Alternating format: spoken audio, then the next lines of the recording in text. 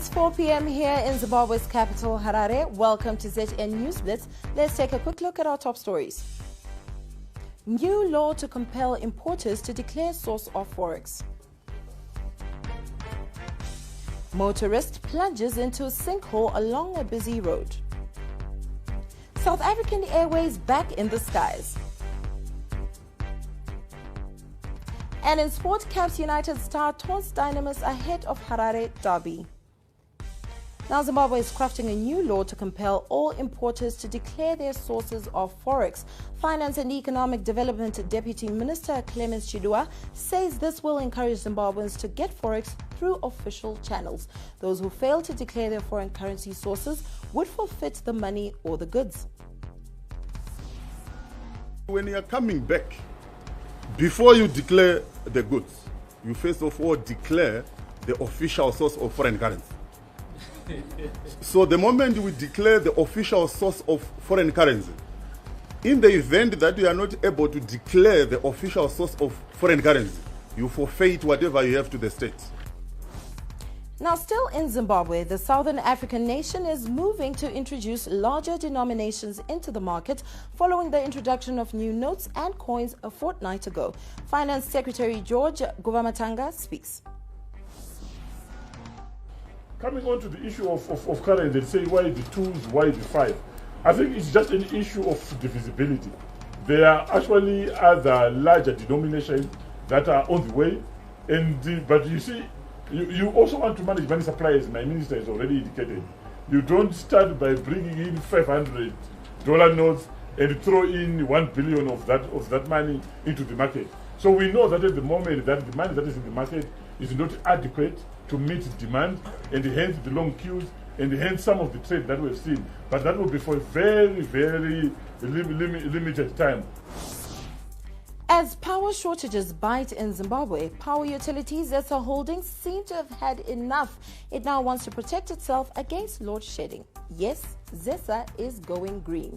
In today's government gazette, the power utility is inviting bidders to construct a rooftop solar power station at its head office in Harare. Currently, the country is relying on imports from neighboring South Africa due to suppressed supply in Zimbabwe. The situation has not been helped by problems currently faced by South Africa's Eskom. Now, call it a tragic spectacle. A driver in Bulawayo escaped unhurt when his truck plunged into a sinkhole along Kami Road in Bulawayo this morning. Sounding bizarre? Well, yes, a sinkhole has developed right along one of the busiest roads in Zimbabwe's second largest city. The driver, who refused to speak on camera, was trying to avoid a pothole when his vehicle lurched into the sinkhole. He has threatened to sue Bulawayo City Council, who are responsible for the city's road infrastructure. No comment could be obtained from the local authority. South African Airways has resolved a dispute over wages with the two unions which have been on strike since November 15. The Commission for Reconciliation, Mediation and Arbitration, which mediated talks between the parties, said on Friday. We move on to the world of sport, where Caps United midfielder Dominic Mukandi has torched a storm ahead of the Harare Derby, claiming Dynamos supporters do not understand football. Mukandi has played for Dynamos before and has been instrumental to Caps United's quest to win the league title this year. Supporters are demanding their caps.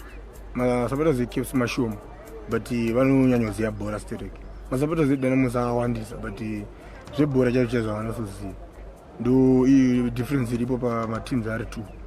Vanhu vecaps vari into football, vanhu vanoteera bhora risingaite zvakasiyana nedynamos. Dynamos vangori nekuti Dynamos ndechedu but vasingazivi kuti bhora racho rinoita sei, rinoteerwa sei, rinofunctiona sei.